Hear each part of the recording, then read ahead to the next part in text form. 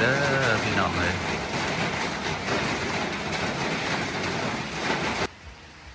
ฝนตกลิ้นกาวเขาหนาฝนเทียบหอยฝนตกลิ้นกาวเขาหนาฝนแล้วพี่น้องเอ้ยมันกิสิมาหลายแล้วเนาะบาทนี่เอาผู้ใดก็อยากให้มันตกมันแห้งมันแหลงกันแต่มือนี้ฝาดไปเลยมือที่4แล้วพี่น้องฝนตกเรียนติดกันแต่ว่ากระตกบ่แห้งเป็นไรเนาะลิ้นพอได้ซุ่มพอได้เย็นพี่น้องบรรยากาศบ้านหน้าเฮาดีครับพี่น้องเอ้ยสวัสดีป้า สุน้ำดีสบายดี สวัสดีป้าดุ้งมันหนิหนังไส้ฟางเสียมาสอนปลากระบอกซุกเด้อ สบายดีเด้อพี่น้องสบายดีสวัสดี FC สุขุสุขคนยินดีต้อนรับเข้าสู่ช่องบ่าวสุขคนยินดีพี่น้องมื้อนี้ก็มืดเบิดมื้อเนาะฝนแบบคือฝนสิตกเบิดมื้อหั่นนะพี่น้องแต่ว่าอันมื้อเช้านี่ตกค่อยๆเนาะตกหยิบๆเนาะที่เหลือก็มืดเบิดมื้อพี่น้องบรรยากาศก็เย็นดีเนาะพี่น้องมื้อนี้เฮาสิมาลงสอนปลาพี่น้องสอนปลาอยู่หนองเฮานี่เนาะเอาขึ้นมากินมื้อนี้สิเอาปลาขึ้นมากินเนาะพี่น้องอยู่หนองเพราะว่าน้องลังบ้านเฮาเลี้ยงปลาไว้พี่น้องมีปลานิ่นแน่ปลาปากแน่ปลาจีนปลาเก็ดแหลบจักปลาอีหยังหลาย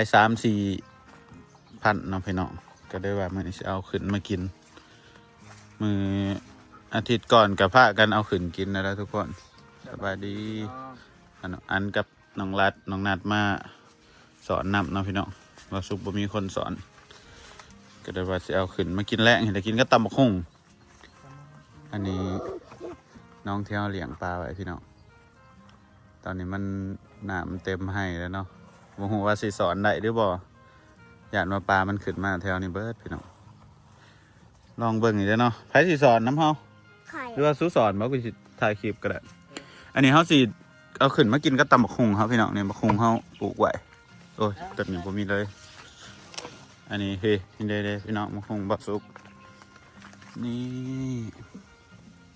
บักหุ่งก็พอได้กินอยู่พี่น้องเอ้ยกินอยู่ซุมื้อบ่เบิดจักเทื่อหรอกนี่ตัวนี้ก็โตบักใหญ่มันเห็นบ่ไปสายปานถือกับขุเด้อ ต้นหลักจะซื้อกัน จะให้น้องอันกับน้องนัดอันนี้ซะเป็นมาตนะไปหน้าไปเห็นยังมียังเห็ดไปเด่นเยอะเซ่ ไข่สีเด้อเด้อ ออกไปนั้นออกไปดำหน้าอยู่หลังบ้าน นี่เห็ดหน้าสอ ที่ให้ ไข่เด้อเด้อ หน้าอยู่บนไหน ไข่เด้อเด้อเด้อว่าซุกว่าซุกเอ้ยว่าซุก โอ้ ไข่เด้อ เล เด้อย เด้อ พอเลยเอากะน้ำเบาโดยไปด เดี๋ยวเราบ่ ำเนี่ยเนี่ย ไข่สีเด้อเด้อเด้อ ลงก็ลงเดี๋ยวจังละเดี๋ยวบ้านนี้จังลงจะสิลงสบ่มันเปื้อนไหนใครสิอาบน้ำให้เจ้า ไข่จะอาบเองไข่อาบเองกับเป็นหัวไข่เด้อเด้อ ลงก็ลงบรรยากาศใกล้สิฮอดมื้อดำหน้าเด้อพี่น้องอีก 3-4 มื้อแหละบาสุกก็สิดำนั่นแหละน่าจะแล้วก่อนเข้าพรรษาอยู่เนาะพี่น้องก็คือปีนี้เฮาสิอันไปงานแห่เทียนพรรษาอยู่จังหวัดอุบลราชธานีเด้อพี่น้องโอ้ย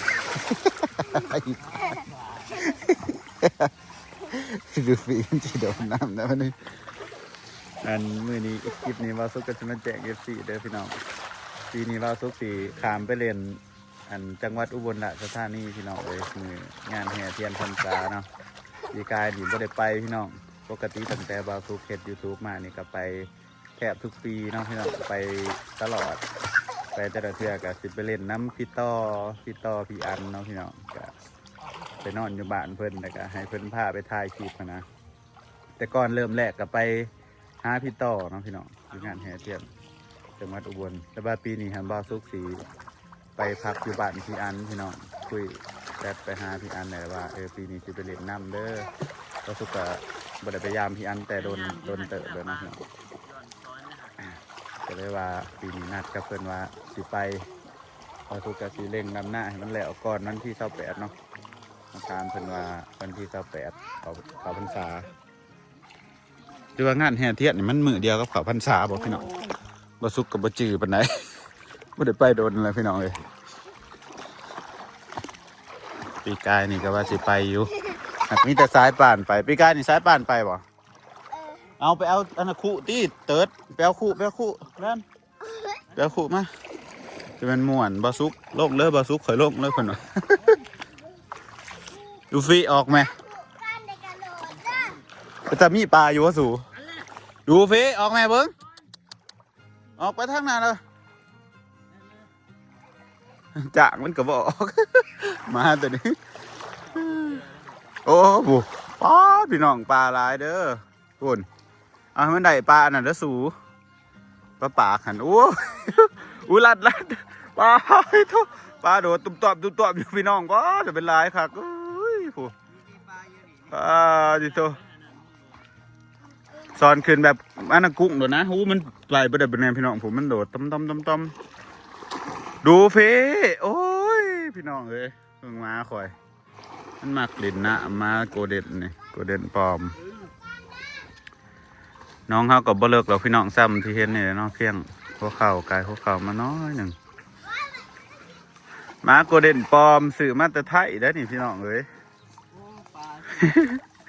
ตอนอยู่ห่านก็คือจะว่างามแบบ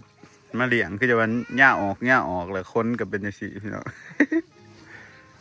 ปลาเนาน่ะคู่มาได้อยู่บ่สู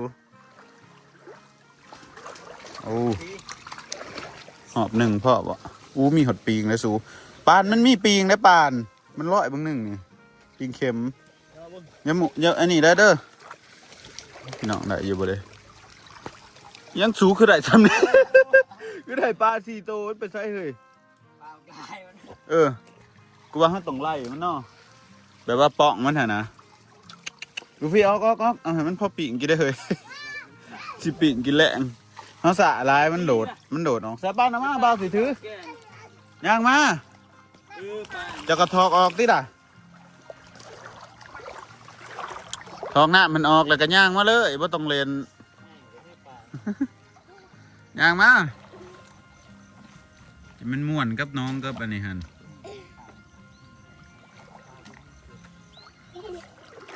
เอามาทีใดเขาสอนไปเบื้องนี้กับไปไล่เอาเบื้องนั้นมันจะสีขึ้นง่ายเขาสะลายเดี๋ยวก็โซซิตี้นี่ปลามันออกก่อนพี่น้องอู้ไหลปลานี่แซ่บด้วยนี่ปลายังวะปลาย้อนบ่เดี๋ยวพี่น้องปลาเขามีปลานี้นำเลยปลามันนี่ปิ่งกินแสบเพียงอีซูอัดไล่มันออกจากนี้ก่อนบ่แต่จะเลิกเบื้องนะหอบเดียวนะจะพอเลยมือนะกูสอนยังพอเลยดูฟีมึงนะสิไล่มาขึ้นก่อนพี่น้องมันกวนอะไรเบิ้งดูฟีขึ้นไหมดูฟีซาได้ไหมแสกูขึ้นไหมเบิ้งขึ้นเมื่อไหมจะเป็นหมักกับหนาเบิ้งตีพี่น้องผู้ มาพันโกเด็ดเด้อพี่น้องโกเด็ดอายุ1 ปีแต่อย่าลงเด้อถ้าลงนี่ถือไม้อย่าลงเดี๋ยวขึ้นเบื้องคางอะไรนัดต้องย่อขึ้นไม่ไหว เมื่อกี้เดี๋ยวปลาลายพี่น้องมันหัดออกก่อนเนาะโอ้ย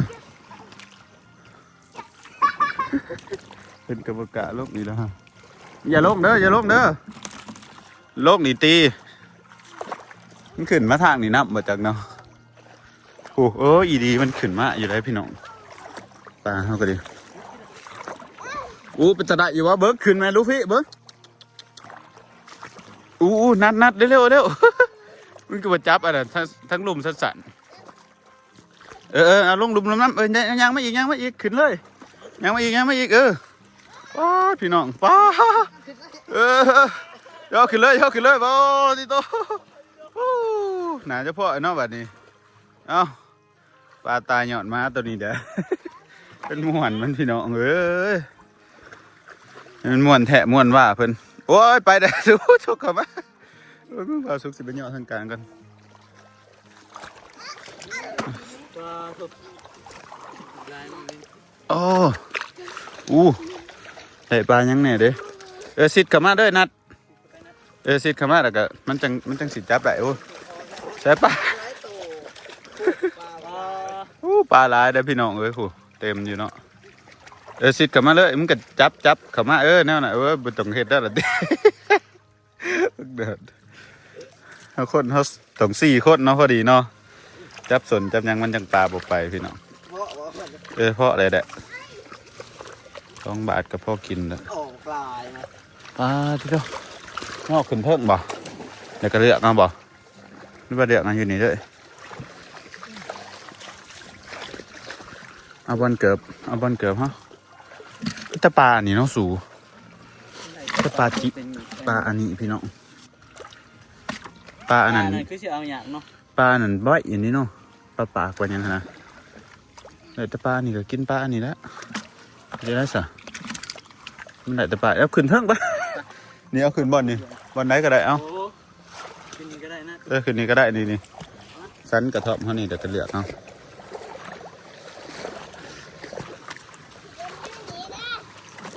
ขึ้นพ่อละสาบานปิงเอาแต่ตัวใหญ่ๆซะปลานี่ก็แสบอยู่พี่น้องมันหักกะงลายเด้อปลาอันนี้เด้อกินตอนนั้นนะกะงลายลาย ปีนกินแรงจักหน่อยก็พอได้กินพี่น้องเลี้ยงปลาไว้ก็ได้ก็พอแบบย่ำบ่มีของกินจะสิละมื้อนี้ก็สิไปตลาดก็บ่ได้ไปของกินเบิดก็ได้ว่ามาสอนเอาซะ พ่อวะ พ่อบ่ วัน พ่อเด้อเนาะเฮ็ดแนวอื่นกินน้ำปิ่งปลาน้ำตำบักหุ่งน้ำพี่น้องปล่อยมันดงแบบนั้นดูฟิตายปลาตะนหันตายได้พี่น้องเลยดูฟิเบิ้งผู้เอามุดน้ำซะผู้มุดน้ำอยู่อกอยู่แบบนี้มันมุดน้ำแบบมันดำน้ำมานี่เนาะมันประหยัดน้ำมันหมักน้ำเนาะกดเห็ดมักน้ำแบบมุดเบิ่งดิพี่น้องพี่น้องเดี๋ยวมันบางทีผมมันเอาปากมันมุดลงเนี่ย ไปง่าย เห็นบ่ให้นอนหมุดหาปลาแล้วมาตัวนี้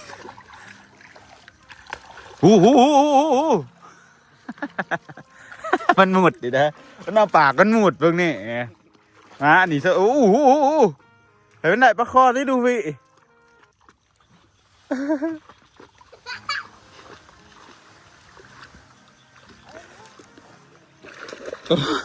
มันหาเบิ่งเนี่ยมันจักหาเซอร์น้องเบิ่งเนี่ยมันได้ผีมันมาหอดผีแล้วผู้สันปลาไปทุกคนเรียบร้อยแล้วเนาะ FC ถามมาปลาอยู่นี่นั่นย่ามฝนมันสิบ่ไปกับน้ำเบาๆสู้คนมาก็คือก่อนหอดจะรู้ฝนแบบน้ำสิท่วมจังซี่นะเขาจะเอาปลาขึ้นก่อนเนาะพี่น้องเขาก็สิปล่อยน้ำลงไปให้ทั้งลุ่มแล้วมันก็สิบกแล้วเขาก็สิเอาปลาขึ้นเนาะเอาขึ้นแฮนเบิร์ดจะสินะเพราะว่าขันย่ำฝนน้ำมากกับปลาเขาก็ไปเบิร์ดเด้อพี่น้องมันน้ำท่วมตลอดเวลาไปเติร์ดขึ้นพอแล้วขึ้นสิมาบ่อยากขึ้นแน่นี่ขึ้น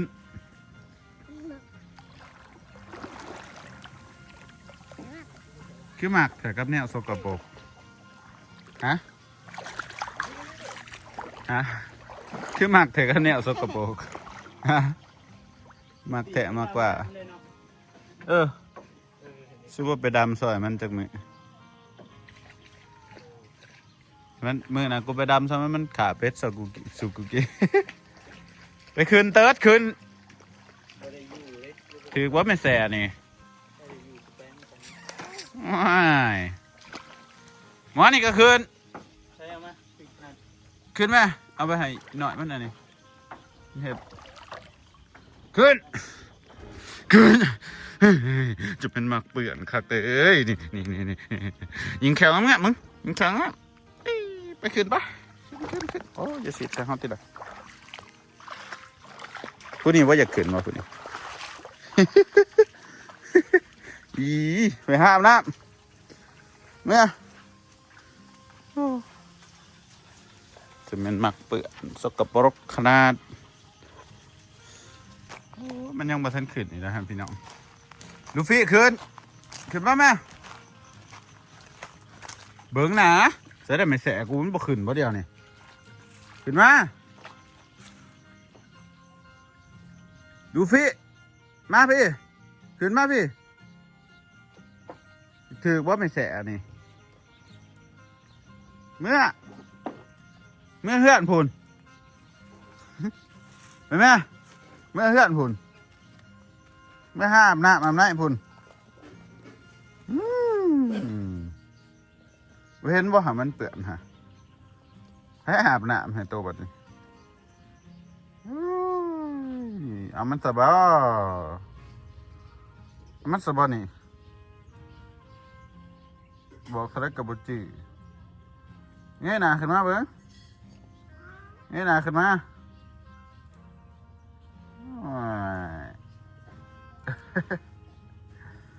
ทุกคนคลิปนี้ก็จะเบิดเพลงสมีเด้อเดี๋ยวเขาสิเอาปลาไปปิ้งกินแรงพอละกินแรงตอนนั่งแรงพอแล้วเนาะตอนนี้บ่ทันค่ำคลิปนี้ก็จะเบิดเพลงสมีเด้อเจอกันใหม่คลิปหน้าใส่นางลงงามๆสวยๆนางลงงามๆนั่งอยู่หันละนางลงก่อนนั่งดีๆเสียบ๊ายบายนี่นางลงบ๊ายบาย